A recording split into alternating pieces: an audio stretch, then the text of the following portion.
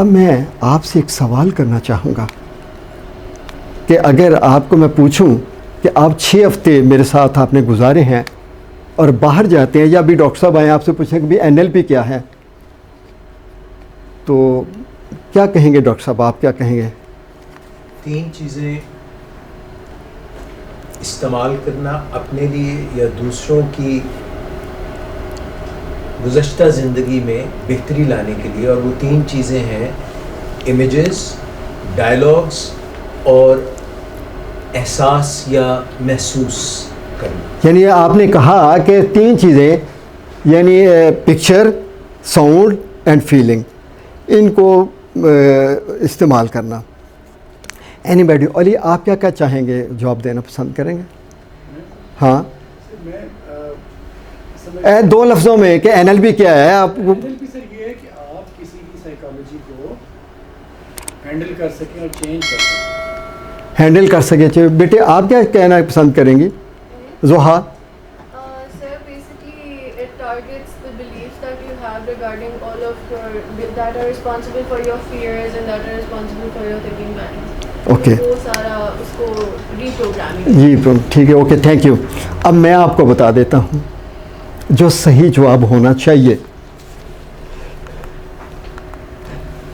To organise verbal and non verbal languages, organise language करनी है, कौन सी?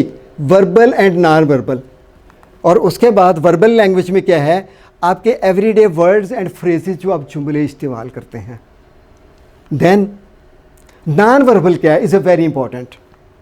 Non verbal pictures and sounds, जो dialogue करते हैं। अब मैंने यहाँ पे किनेस्थेटिक नहीं लिखा, 2 लिखें, क्योंकि यही मेजर यूज़ हो रहे हैं आपके। इनका यूज़ 92% बन जाता है, तो बाकी तो हमारे एक्सपीरियंस में 94% बनता है, बाकी 6% है, हमारे हर एक्सपीरियंस में नहीं आते।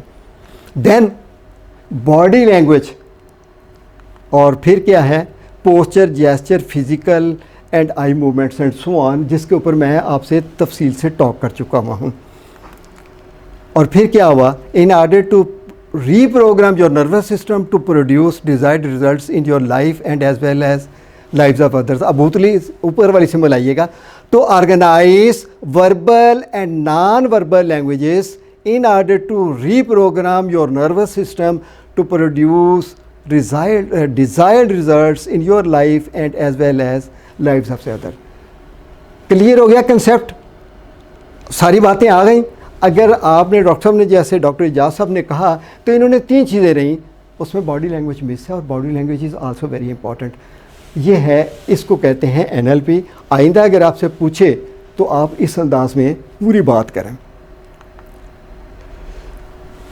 अब आप ज़रा ये एक सीन देख रहे हैं, वो पिक्चर की जो बात है दोबारा क्लैरिटी हो जाए। पिक्चर कैसे बनाते हैं हम? ये एक पिक्चर है, ठीक है, और फिर ये एक कलरफुल है। यू हैव ए चॉइस, आप कलरफुल बनाएं या ब्लैक एंड वाइट बनाएं। ये नर्वस सिस्टम को प्रोग्राम करने के लिए। देखिएगा बच्चे की ब्लैक एंड वाइट और देन कलरफुल, डिफरेंट इफ़ेक्ट है आपके नर्वस सिस्टम पर।